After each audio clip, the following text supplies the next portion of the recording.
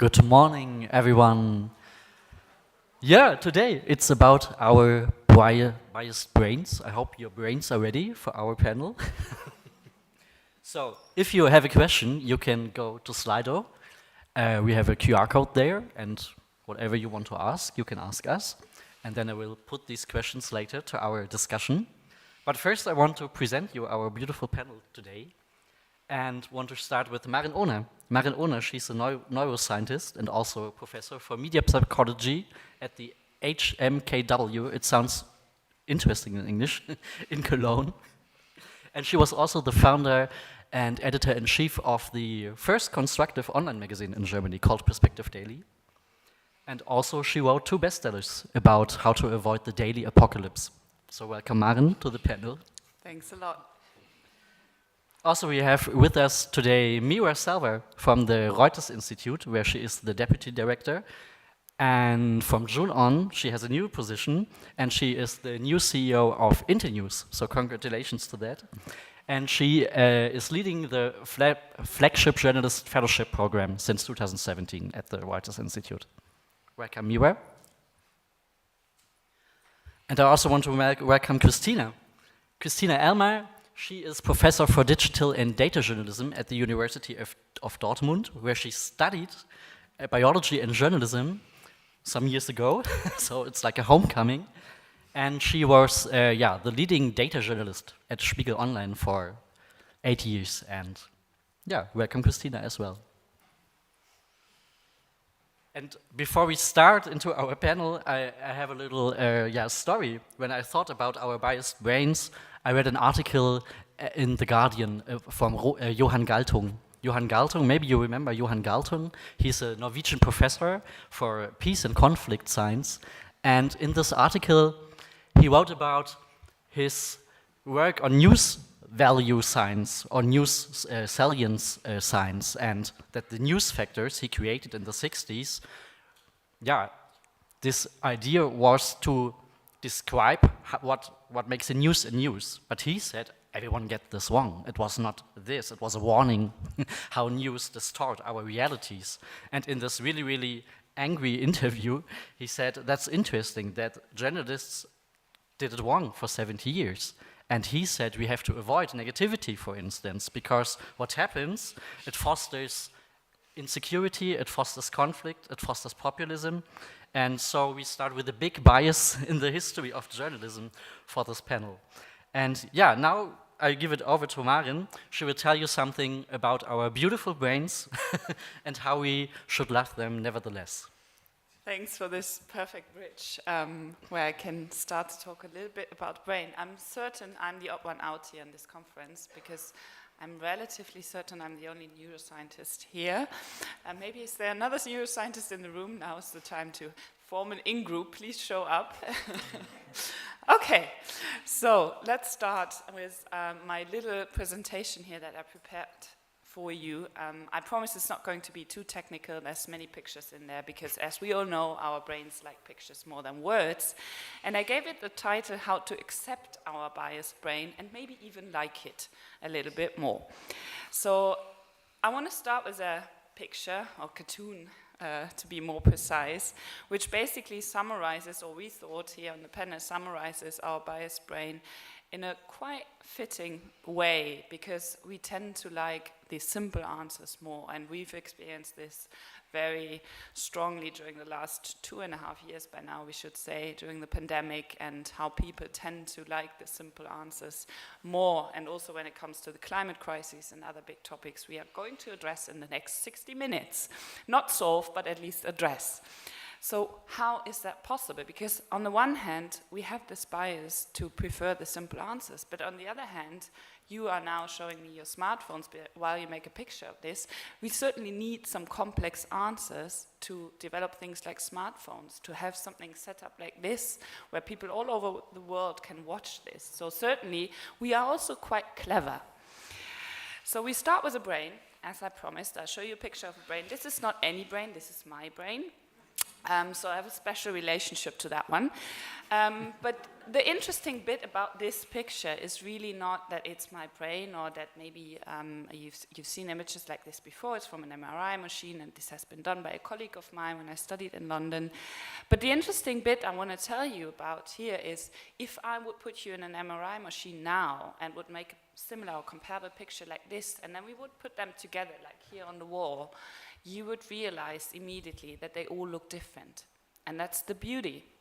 But that's also the challenge. Because as soon as I start talking, or you start listening, or you start talking and I start listening, the only way we can communicate is via communication, via verbal communication, via pictures, via trying to tell each other how we see, interpret the world. That's the biggest challenge we have, and where the biases kick in. And now I could continue with a 2-hour or 3-hour lecture about cognitive biases. This is the only slide where I on purpose use something that you're not able to read, so don't even try. This is just to show you, if we want to go into biases, it would take quite some time. So what I decided to do instead, because also the other people want to talk, I guess, and we want to have a discussion, I focus on 3 biases, and 3 biases that I consider quite important for everything when it comes to journalism. And we already chatted here a little bit beforehand about the negativity, and Alex mentioned it as well. Negativity rules.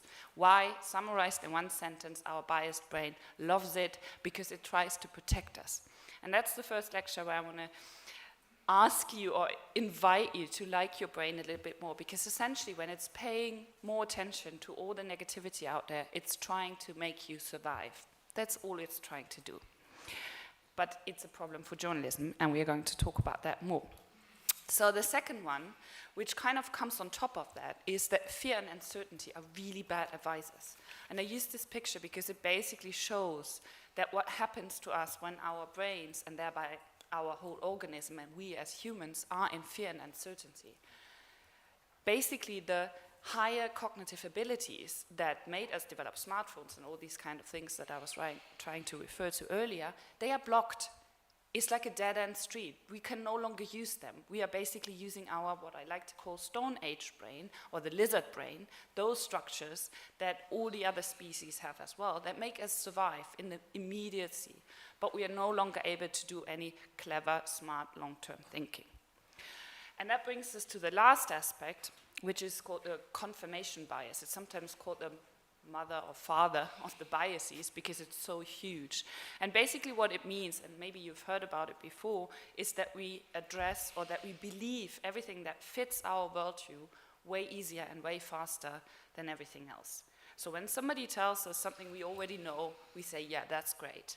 When somebody tells us, and this is also referring to political opinions, that they have a different opinion, then we are way, way more careful to accept that into our worldview. So, we are everything but objective information processors. That's the conclusion. That's the first lecture, or let's say take-home message, how it's usually called, that I want to give you, and that you hopefully will never, ever forget again. Whenever somebody says, especially in journalism circuits, that we process information in an objective way, please stand up and say that that's not true. And to summarize, again, with one picture, of course, this is really the perfect summary, I think, of why we always have a subjective worldview. And it's always interesting to see who gets it first, because then the giggling goes through the room. But this is not meant to be mean, but this is really what it is. Remember when I showed you the brain in the beginning, this is basically a summary of that in a different way. So now comes the positive or the constructive bit, and my final words before I hand over then to the other panelists, how we can change that, when I said that we should like our brain more. Because when we are not stressed, when we are not in this negative doomsday scenario all day long, then we can actually use our brains for quite amazing things. And that's where the important message comes in, that I and other people investigated. For example, I investigated during my PhD, and many people are now searching and investigating how plastic, how changeable our brain is throughout the lifespan, and it really depends on us how we change it. It's not a question of whether we want to change it, but how, because it's changing anyway with every information we let into our brains and thereby our organism. So basically a very rough and quick summary of the research I did myself, and like I said, many others continue to do, is, or can be summarized with these 6 words. So on the one hand, we have everything that I like to summarize as new experiences and learning. So for example, what happens now, while you listen maybe to my voice for the first time, maybe you even learned something new.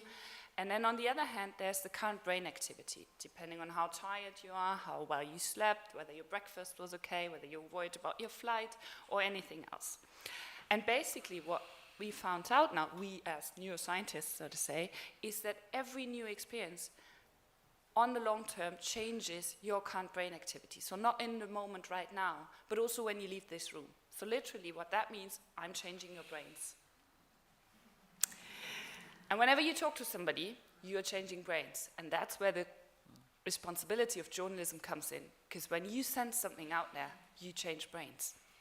And you probably expect this because you see the design of this slide. The other way is also true. So the current brain activity, how tired you are, and all these things I mentioned before, that shapes how you interpret the world. So not only like this nice animal we've seen before, like your genetics, but also what you experience and what you've experienced before. So it's a constant circle. Hopefully not a vicious circle, but a virtuous circle, because you try to influence it in a good way. And this is basically my conclusion, the second take-home message I want to give you, next to the fact that we are not objective information processors. Our brain is changing all our life. So it's in your heads and hands how you want to change it.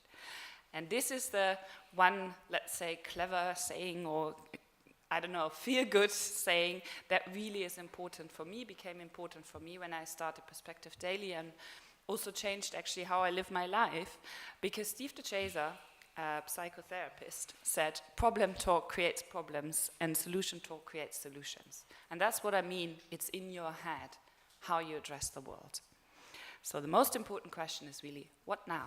What do we want to do, and how do we want to change our brains? Not if we want to change them. Thanks a lot.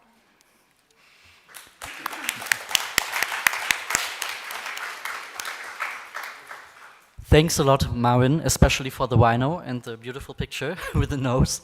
I will hand over to Mira. She will tell us how images and sound reinforces biases. Yeah, I was going to, but I might change slightly, because I've been thinking about this issue of perspective, and I'm at the Reuters Institute for the Study of Journalism. I do a lot of work on media diversity, and part of this is structural. It's who's in charge of newsrooms, who's reporting the stories, and also who the audiences are and how you serve the audiences. And the key thing here is who is telling the story and for whom. And there are 2 issues in particular at the moment where I think this is really important and feeds into what you say, which is how you cover the climate crisis and how you cover the refugee crisis. And both of these are very important because they take a global view. They're global stories. They're about people moving from one country to another, from one region to another. They're about changes that affect all our geographies. And they're being told by national news organizations with perspectives which say, we know who we are, and we are othering the people we're talking about. And this often just doesn't work. When you look at the refugee crisis, which is not new, but in Europe it's very pertinent, and we're seeing it now. When people cross a border, are they somehow something else? Are they somehow a problem to be solved, a humanitarian crisis to be responded to? Or are they still the citizens who were your neighbors and were the people who had schools and homes and ambitions? And I think there is something very dangerous in the way we report on people who are in our community, where we say they're immediately othered. And with the Ukraine crisis, it's been very interesting for me to see this, because they're not visibly different. They have the same skin color, they're from the same cultural background as the people they're arriving, whereas the Syrian refugee crisis, they were very, they came from a different background. And the reporting, yet, it's just important that we recognize this, that how we see the people crossing borders into our country and how we report on them. And I think it's really, really vital. And with the climate change reporting as well, we had the IPCC report come out last week, the week before, on mitigation, which was about solutions. It's about trying to address this idea of don't be negative. And I've just on a panel just now where with some of the people who'd worked on the report in different ways, and they said there was kind of complaint that despite the fact that it was about mitigation, all the journalists focused on the now or never message. And I said, well, they focused on the now or never message because you put it on the top line of the press release and said it in the press conference. So that's what they picked up on. You're kind of reinforcing the bias. But there were also people who'd worked on the IPCC report on data visualization who were talking about the fact that, for example, instead of using a global map, they tried to use hexagons. And the reason they used hexagons is to kind of illustrate that certain changes are happening all over the world at the same pace, so it almost doesn't matter where the geography is. And also so that countries like Fiji and Solomon Islands, who never see themselves on these global maps, are included in the infographics and included in the narrative storytelling. It makes perfect sense, and the pushback she got from countries who are used to seeing themselves on the global map was extraordinary. They're like, where are we? We disappeared. And it's just important to say, remember this, that when we kind of talk with our own perspectives, we are immediately not including the perspectives of other people. And there are certain challenges we face now as societies where it's absolutely the only solutions are going to come by understanding the perspectives of others and reporting on them not as what's happening elsewhere, but something that's happening to all of us as a global community. So, and visualizations, the final point on that is important because, again, it's this idea of othering. On climate change reporting, we've done a lot on how do you illustrate climate change. So it's not about polar bears. It's not about when you illustrate global warming, you try not to use people eating ice cream on the beach, which is not something we've solved yet. I still see this imagery, but it's how to use images to draw people in, but without creating this sense of catastrophe, because for creating that sense of catastrophe immediately makes people switch off from the news, and there's no legal obligation to consume news, so people don't. So it is just kind of an ongoing conversation. Thanks a lot, Miwa. And now we will come to the technical side of this debate and to Christina and how maybe data and AI can help us when we know that our biased brain also creates maybe these algorithms in the first place. So I hand it over to you. Yeah, thanks so much. And thank you for this. Can everyone hear me? Yes, okay, great. And thanks also for this fantastic inputs that I can now build on. This is really great.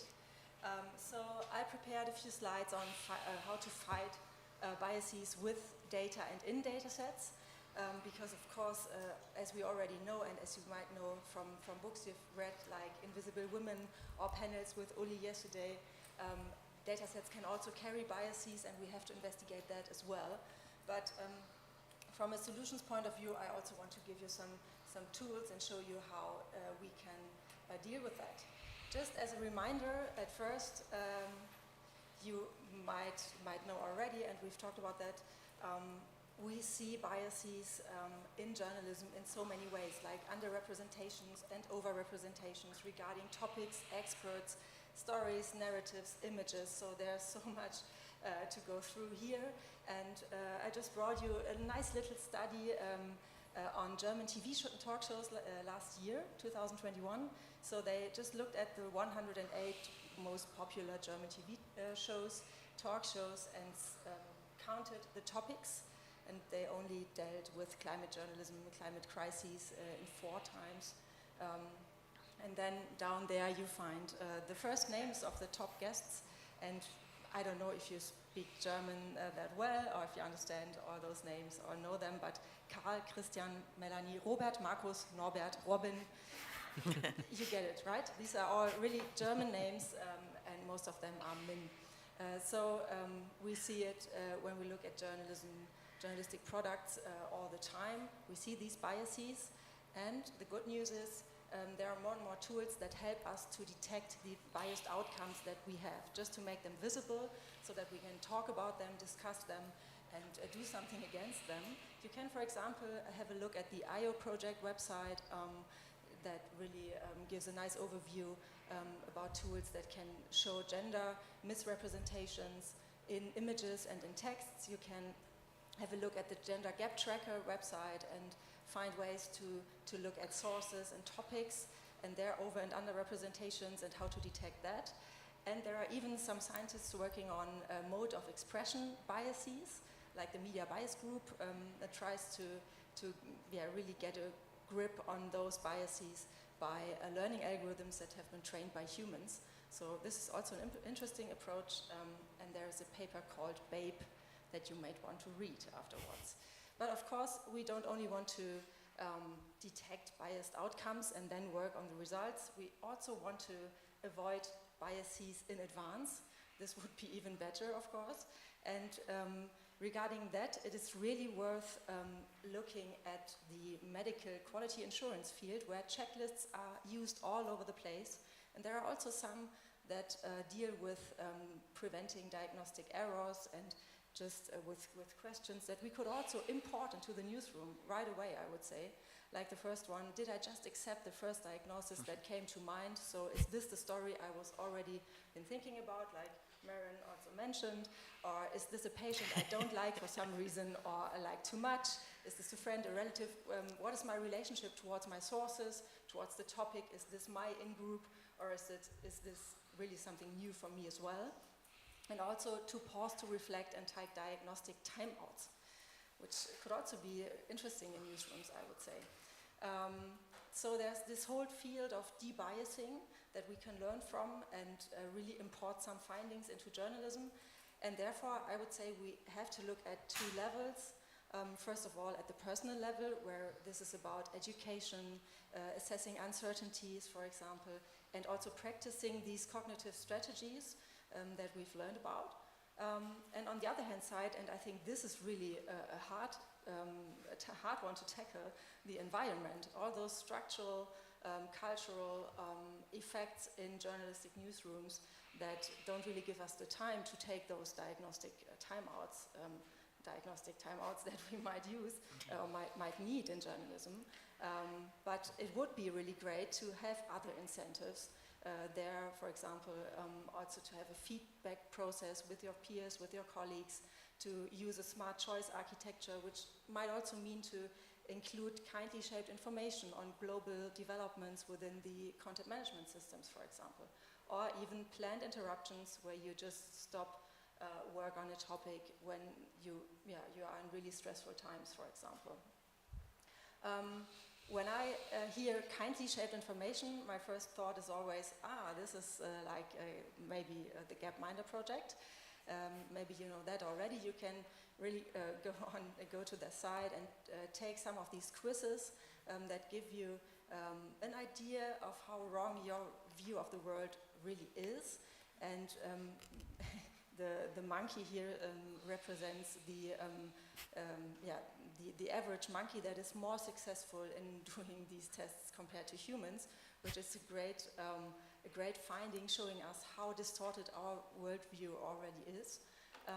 And I think these kinds of quizzes, of interactive formats can be used, of course, within newsrooms. Of course, if you go into a topic with a global development background or something like that, you can at first do such a quiz and see if you really have a good impression, a good perspective here. But you could also use these quizzes in reporting and hand it over also to your readers. For me as a data journalist, I also already think that data journalism has done something quite valuable here to bring in these global perspectives in many ways, like within this vaccination tracker by the New York Times, or speaking of hexagons, great that we have them here as well at The Economist, and they are even displaying confidence levels on the human contribution to climate change. So this is quite complex information here, and compared to other journalistic formats, this is, I think, due to activating System 2, the system that is responsible for your critical thinking processes, really much more, and can be a really good thing to bring in critical thinking into journalism. Now comes the downside of data. As I already mentioned, of course, data sets can also carry biases. We have heard that in some panels here at the festival already. And this is just one example how this might look like.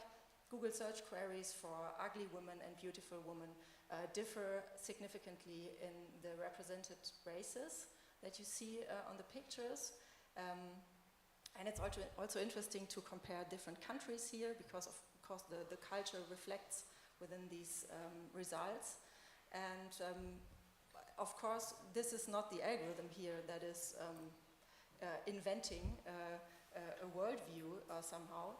This is really something that is based and rooted within the real world, of course. Yeah? These are inequalities, these are prejudices that we have in our everyday life. Then there is an algorithmic learning process based on data sets that are reflecting those biases. And as a result, we have an algorithm that is perpetuating and reinforcing these biases. And also, and this is the good thing about that, revealing biases that we feel might be there, that we are not quite sure about how important this is, but we are somehow feeling that there is something. This is something that algorithmic accountability reporting can also reflect back on society and really show us our prejudices that we are handling every day. So what I took from that, and my lesson from that, is that we have to, of course, differentiate our view on data and algorithms on the one hand side. They are not error-free, of course not. We have to tolerate certain error margins. Every system has them, but we, of course, also have to correct the distortions, and we have to think about what we really mean with fairness and with the views and our values that we want to be reflected by those algorithms, because we have to define them in a quite technical way if we want them to act in a way that we would really like.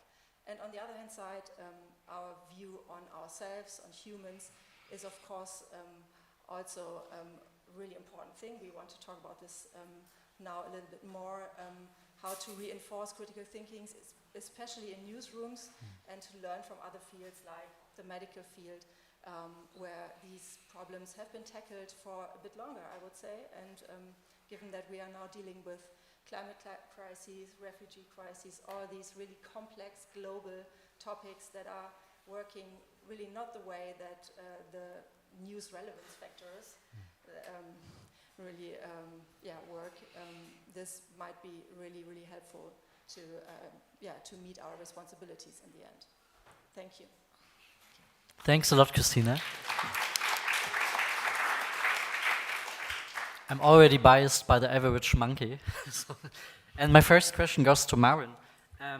Is our brain able to deal with several crises at the same time, like you mentioned with climate crisis and the refugee crisis and Corona and Ukraine? What can we do? Yeah, well, the bad news is, or maybe good news, depending on your perspective, as always, that no brain, independent of whether it's a female or male brain, can do proper multitasking. So that's another thing you can hopefully take home from today, because what we instead, when we think or imagine or whatever, think that we do multiple things at the same time if they refer to the same cognitive domain. Of course, we can walk and talk, like most people can do that, but we can't read and listen, for example, at the same time. What we do instead is then we do task switching, and people can be quite good at that, but it always comes at a cost. Sorry, I hope you heard everything I said. Comes at a cost, because this task switching actually drains our energy even more compared to just focusing on a complex task. So that's the first message that we have to accept. But when it comes to these crises, and we were all referring to this, I think, from a different perspective already, the question is really what's the complexity there and how can we find an overall topic? Because Mira said, okay, we have to talk about groups, right? How do we define belonging? Who belongs and who doesn't? And in psychology, we call this in-group and out-group or tribal thinking. And the question is really, what's the overarching in-group? And that's humanity. That's the good news. We have a group here. And when it comes to these crises, it's basically, for me, and I didn't invent this, but I understood this relatively late, but I'm happy I did, that it's all about justice in the end. It's really all a question about how do we treat each other. And then it comes to the refugee crisis, it comes to the climate crisis, and all the examples that we've been mentioning here on the panel today, they are really basically fundamentally a question of justice. And when we understand that, I think then it just boils down to different topics that we can address in different magazines, formats, everything we've heard about before. Thank you. My next question goes to Christina. And how can maybe structured journalism help us to have everything in our views when it comes to the question how to deal with these several crises at the same time? Yes, I don't know if you are all familiar with this concept of structured journalism. This is about a way to debundle journalistic formats in a way to really have certain modules, it's like modular journalism, that you could then, by the help of metadata and maybe even algorithms, maybe even learning algorithms, you could put them together in different ways regarding the usage situation or the needs of your audience. And this could, of course, be helpful to reflect on these needs a little bit more, like to give them more information, like these kindly shaped information formats that I showed you. This could be something that you, of course, you could display this to specific audiences, so to bring them into the reporting on another level. I think this could be really helpful, but it also means, of course, we have to change the way we produce journalism, we think journalism. This is nothing that is just coming out of one format, like one large article. So you have to think about journalism in a modular way to make this happen. But I think this could really help us to really import many more of these data-driven formats, for example. So there's a lot to do, I feel. So Mira, when we start with the newsrooms and to bring more perspectives into the newsroom, what we have to do, I feel like we have to print a lot of checklists and maybe Marin's wonderful oversight with the brain and the 150 or more biases. But what else can we do to make us aware in everyday work routines where is limited time, limited resources? Well, the first thing is who's in the newsroom. I mean, this is the absolute key thing to count. Who's on staff, who's at the leadership positions, track, use data at the very beginning to kind of track your staff, to track diversity levels, education levels, backgrounds, just track as much as you can, and a picture will emerge of who you think the in-group is. It'll become very, very evident very quickly. And then really think, is this what you need? And you've got to be quite brutal about this, because not every media outlet caters for every single person. We do focus by topic, by language, by interest. So it's perfectly reasonable to say we need a certain type of person in the newsroom because that's the type of person speaking to the audience that we're seeking.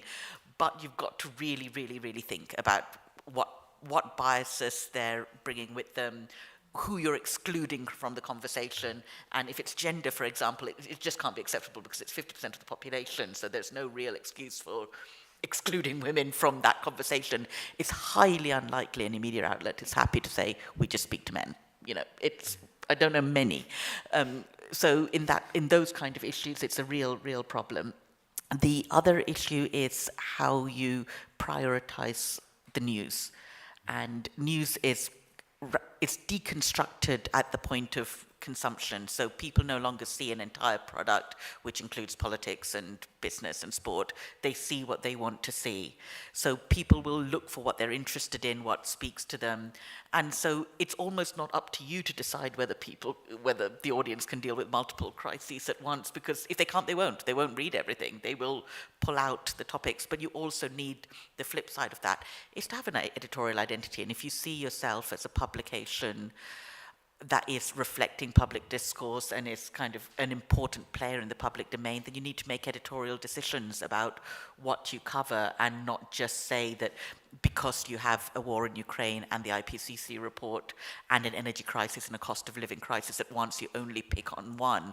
They are all intertwined. They all affect how we're living our lives. So your duty as a journalist is to explain that, to explain those trends and the threads that link them all together and how they affect your audience. Maybe hand it over to Marvin. Maybe from your experience from Perspective Daily, what did you do to make sure to aware biases in your own newsroom and to cover the right topics with the right amount of space they all should have? Yeah, I think it really, and this is the great thing to understand, and that we were all trying to address again from different angles, and that's what I like about these panels, because it's about the individual change, like how do I fight my own biases, and I think fighting is really the right word here, how to address them, and you can have posters on the wall, that actually helps. Like I said, every information we perceive, and the more we are reminded about these things, the more they become a habit to basically think about them, and it becomes a habit to question ourselves, and to what I always like, this expression of intellectual humility, to really stimulate that on top of, or maybe next to, cognitive skills and critical thinking, as really a skill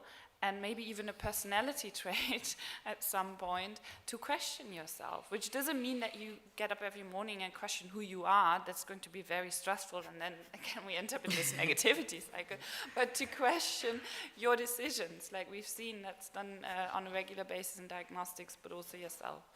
And then of course, and what I think is sometimes the elephant in the room, and that's why I'm so glad that we talk about this here, very precise and very honest, I have the idea, it's about the structural changes. Who's making decisions, the typical top-down decisions, right? And if we look at newsrooms, we have this overrepresentation of men, I think all over the world.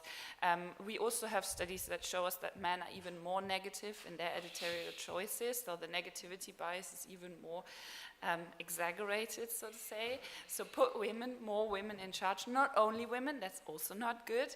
The good news is really diversity rules. Diversity always makes it better. It makes it harder, so that's the tough news, because remember the rhino, you have to explain what you think if people are more diverse from yourself. But it also makes the better result. So you have to put in these extra costs in the beginning to get the better benefit in the end. And when it comes to maybe one or two practical examples, for example, to de-bias is also, for example, if somebody pitches what we did at Perspective Daily, maybe to make you laugh, we all closed our eyes and then we raised our hands in order to make the decision. So everybody who was voting then couldn't see what the other people were voting for, because we have a tendency to go with the majority. Like every person has that, the groupthink as one of these biases, the 100 whatever, depending on how you structure them. So just close your eyes and make the decision then, because then it's really up to you. And on the structural level, one last sentence maybe, because I think it's really, really crucial, is to practice something that I like to call not transparency, but really radical honesty. Like really ask yourself, why are we doing this? What's the task of journalism? Why do we get up in the morning? And I think then you make different decisions of whom you put in charge. Maybe to add to that, the honesty point, I think this is really also something that has to do with our readers and how we perceive them. I mean, if we want to be more critical thinking human beings, rational, deciding human beings, we should accept and also see and view our readers exactly the same way. And this means no doom scrolling websites, no dark patterns used, really different view on how news could really help people and readers in their everyday lives, because they need these things, especially in crisis times. So I think this would mean to really shift your mindset towards your readers and handle them and communicate with them in a totally different way. Be much more honest about how and why we are doing things in journalism the way we do them, and what our KPIs and our business structures and systems are behind that. Can I just add one more point on that as well? On your point about individual actions, it's also who you read, who you follow, who you interact with, who you promote. There's quite a lot of data that shows, men on Twitter are more likely to follow and interact with other men, whereas women are more likely to kind of interact with both men and women. And this is really vital. So, look at who you read. Are you reading books by female authors as well as male authors? Are you reading books by kind of, non-white authors? So you just look at where you are getting the information from, who you're where you're consuming information, and then also really look at who you're promoting, who you speak with in a public forum, who you engage with, whose work you say is really good publicly, because this is really, really crucial. We can't change our perspectives till we change what we take in. But that's really hard in times of attention economy, and also in times where people are not educated enough. When we look at the studies of media literacy of societies, then we see people don't know much about media and how to be aware of these things. So 2 questions in the end. The first is, what do we have to do with our public to make them more aware? And second is, what do we have to change in the education of journalists? Christina, you're teaching young journalists at the university. Maybe we need a little bit more psychology. Marvin can come around and teach your students. That's what we're doing already. We are cooperating. You're doing it, okay, perfectly. But what should we do with the educational process of our public and the young journalists? I'd say, regarding the public, we would need much more media literacy, of course, and also data literacy could be of help here.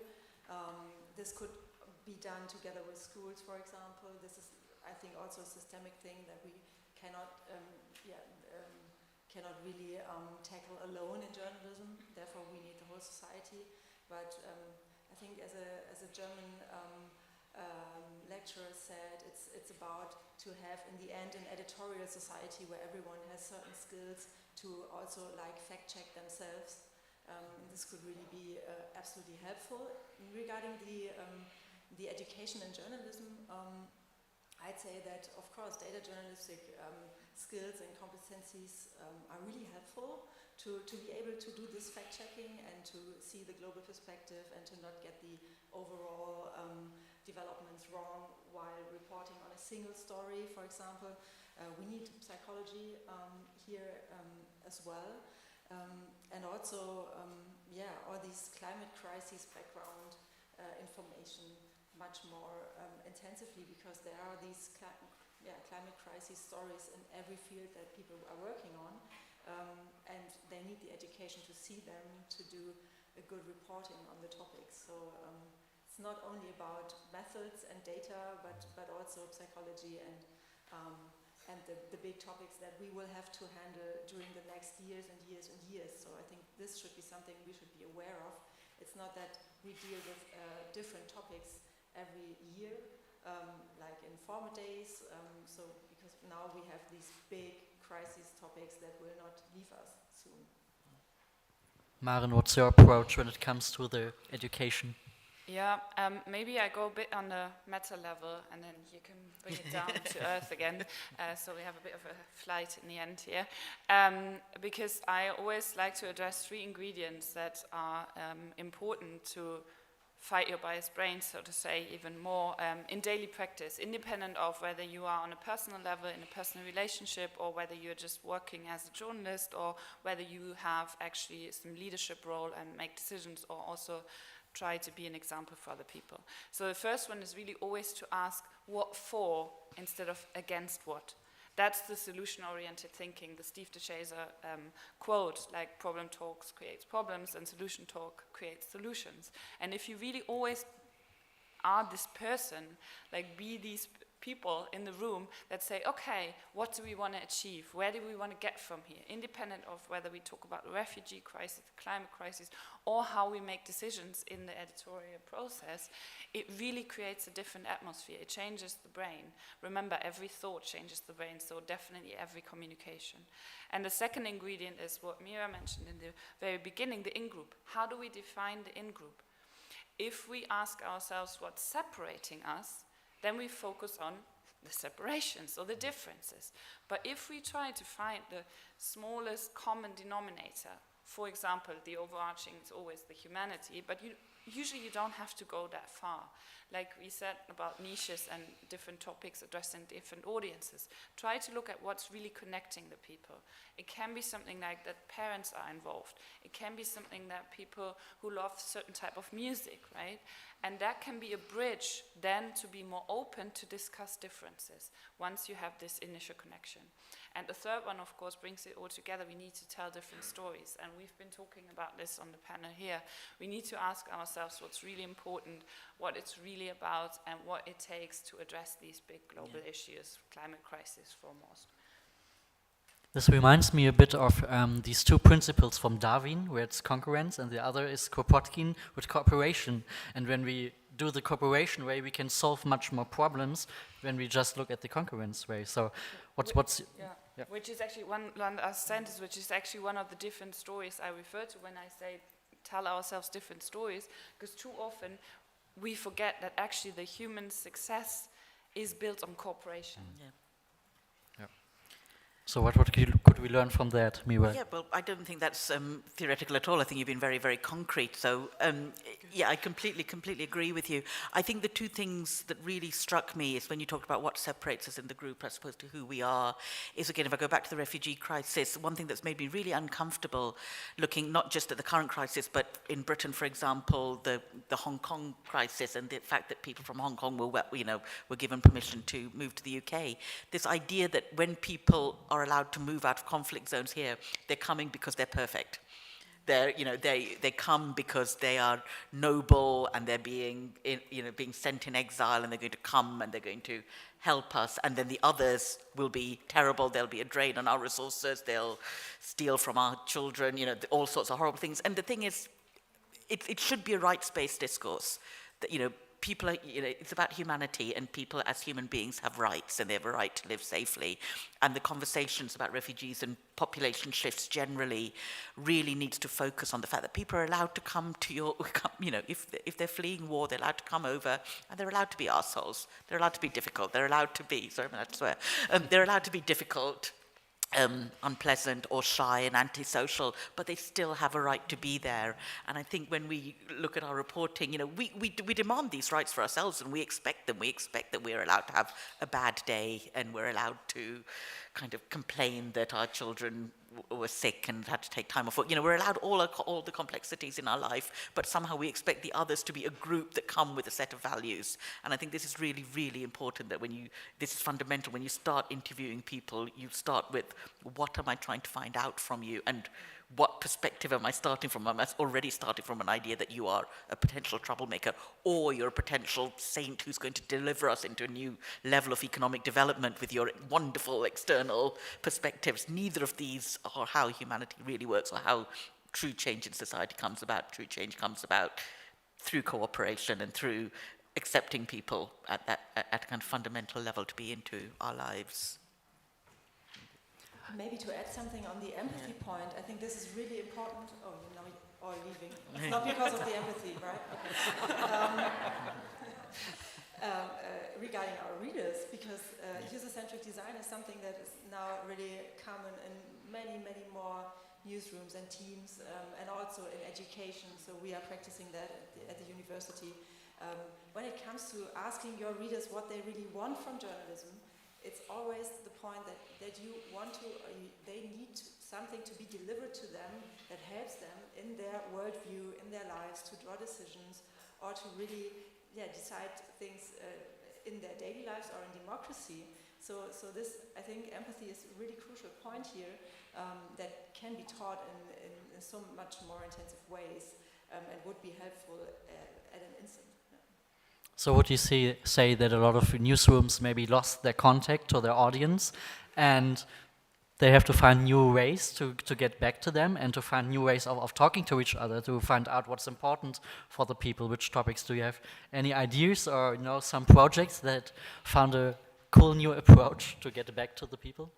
All those newsrooms that take community journalism really seriously and really stay in contact with their audiences, and not try to serve just millions of different people, but really concentrate on certain groups, and really stay in contact with them, and also look at the impact that their journalism have. So it's not really only looking at data, for example, how many people you reach, how many subscriptions you achieve, but also what is your impact in their real lives. Had you any chance, Maren, to measure the impact of how Perspective Daily is maybe changing the way people think about solutions and topics? Yeah, that would be another hour, I'm afraid, but maybe 2 sentences, because that was, of course, one of the key questions in the beginning. How do we measure actually impact next to the typical reach and engagements, KPIs and so on? And then we teamed up together, for example, with a foundation in Germany in order to start certain projects where we would track people over several months and then see, for example, the value action gap, which is what people say they're doing and what they actually do when it comes to environmental behavior, for example. That was one of the projects. And to trace them and to make that obvious in the first place, that there is this this gap and then see whether that changed over time when they consume Perspective Daily articles. That's one of the projects. And it's hard. Measuring impact is hard, but hey, you have to address it. Mira, we learn a lot every year from the digital news report coming from the Reuters Institute, and I guess 2 or 3 years ago it was about news avoidance, and we could see how the public is avoiding news because they feel overwhelmingly sad and negative when they consume too much news. So what's your idea how to avoid these negativity biases? The two reasons for news avoidance are either feeling sad and overwhelmed, or they feel it's irrelevant. And that means it doesn't address the topics that concern them. It doesn't give them ways forward. It doesn't give solutions. Or it's about tone. It's just written in a way that doesn't speak to them. The language is not comprehensible. The images used are not ones that they identify with. So it's really crucial here. So it's partly about avoiding negativity, but it's also about understanding who they are and using images and language that is not exclusionary to the people you're trying to reach. Mm-hmm. And that again comes to the default of who's in the newsroom. There are just really simple things like, what do you do at the weekend? What constitutes a holiday? Is it, going to your villa in the south of France? And so, hundreds of articles for the summer supplements about, getting to the villa in the France. And what if your holiday is flying back to Pakistan to stay with your family for 2 months? It's just losing you in the travel sections, for example. That's what I meant with the in-group, right? Yeah. Like really think hard, like what connects people, and it's not always an easy answer, but to try to address the audience with empathy in a way where you create relevance, which is often considered the most important news factor, right? Create relevance so that people actually have the urge in this attention economy to consume your content. When we talk about the biases coming from the technological side, we are talking also about regulation and transparency that we could bring into the algorithms when we think about Digital Services Act and things like that that are coming. Are you looking forward for these regulations and you feel like, oh, this could maybe change something when it comes to transparency? Or do you feel like, this is maybe not the right approach to it? I think we need both. I think when Julia Engman, for example, said that we have this black box in the middle and the income and the outcome, and algorithmic accountability reporting can and should always look at the outcome first and see if there is a discriminatory effect there. This is of course true for reporting and for really finding and making visible discriminatory effects. But on the other hand side, I think when we have transparency and we know a bit more about these algorithms, we can really start to think about with the whole society and with the greater discourse, what they should really do for society. Like what are the values that they should push forward, and what are maybe an understanding, or what could be an understanding of fairness that they should follow. So therefore we need this transparency and we need a deeper discourse. So I think both is of course really important, and if the DSA, I hope we approach a bit more transparency with that, but so far we don't really know. If we maybe handle it down to the subject level, so the transparency for the subject, when you're starting a talk, giving a talk, you maybe present more about yourself. Where are you standing in a position? Could this be a way to be, if we asking for transparency with the algorithms, also ask for transparency about the subjects before we come together and discuss? Could this be a way, Marin? Yeah, I think so, because this is really one of the ingredients that I include in this radical honesty, which doesn't mean that you have to tell your life story before you start talking to somebody about a certain political topic, but it means that giving this kind of transparency opens up the room to define this in-group as the first ingredient, to create empathy, to realize, okay, this is a human being, everything Mira said as well, that has maybe a bad mood, a good mood, and all these kind of things that make us human. And on the other hand, also can create trust then. And that's, as we all know, the most important ingredient for human interaction. And journalism is an indirect sometimes, but also sometimes when we talk about community journalism, and in a direct communication and interaction. So that's really important to never forget that trust is really the most important ingredient. And we trust ourselves the most. That's where this confirmation bias kicks in, that we believe always we are right, of course. But then we also trust other people that are close to us. And that's where it comes to these challenges in terms of in-group diversity and these kind of things. Transparency could also be an approach for newsrooms to show the people at the outside how diverse are we as a newsroom, for instance. Absolutely. Are there approaches, from the UK where newsrooms maybe make themselves more transparent? And some do. Some are kind of, are kind of having open conversations about the diversity of their staff or the diversity of leadership. There's a couple of things. There's things like pay scales. There's actual seniority compared to job titles. There's a sense of who gets the right to be objective and who gets told that they're writing on behalf of their community.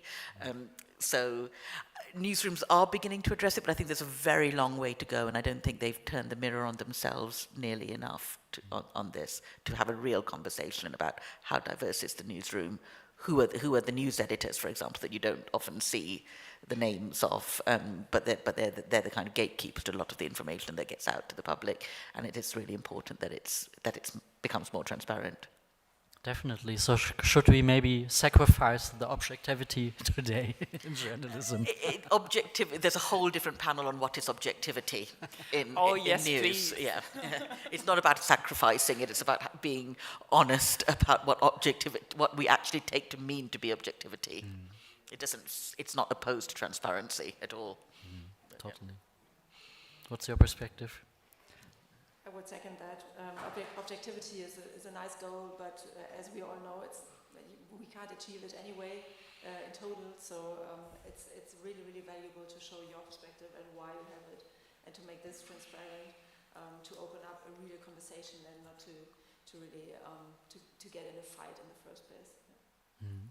And maybe also to reiterate what the data Christina was presenting, and sometimes we think then when the AI results and the analyses of our biases are actually something bad, I think it's actually something really useful because it mirrors all our biases and then we can address them. And that's really this different mindset that we talk about a lot when we try to think about how this could be helpful.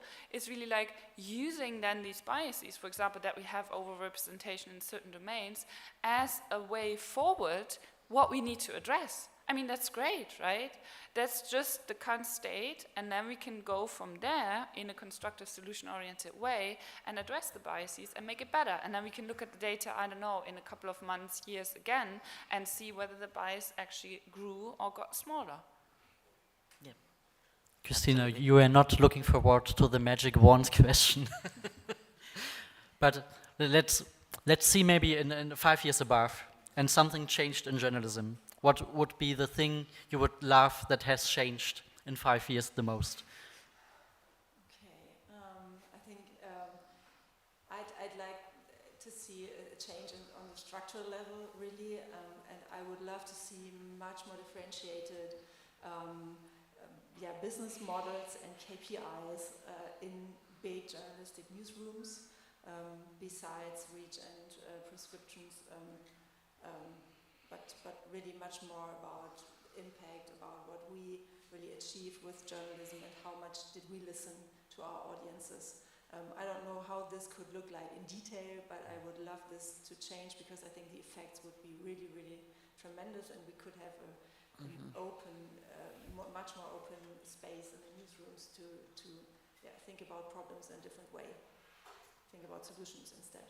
Yeah. Totally. Mira, what would your wish be in 5 years? In 5 years, we have more diverse newsrooms, in a nutshell. So now I have to go last. Well, constructive thinking, Christina already captures that, so I don't have to reiterate that. I think maybe I start with the biggest failure of journalism, or I consider the biggest failure of journalism of the last decades, and that's not addressing the climate crisis the way it should have been addressed. So in 5 years' time, and we all know if we've at least looked at the summaries of the IPCCs of the last years, months, weeks, that there is a closing window and it's closing rapidly. So hopefully now we get our asses up to our task and report it the way it should have been reported already 40 years ago. Okay, then get your asses up. That's a nice closing word. So thank you all for being here.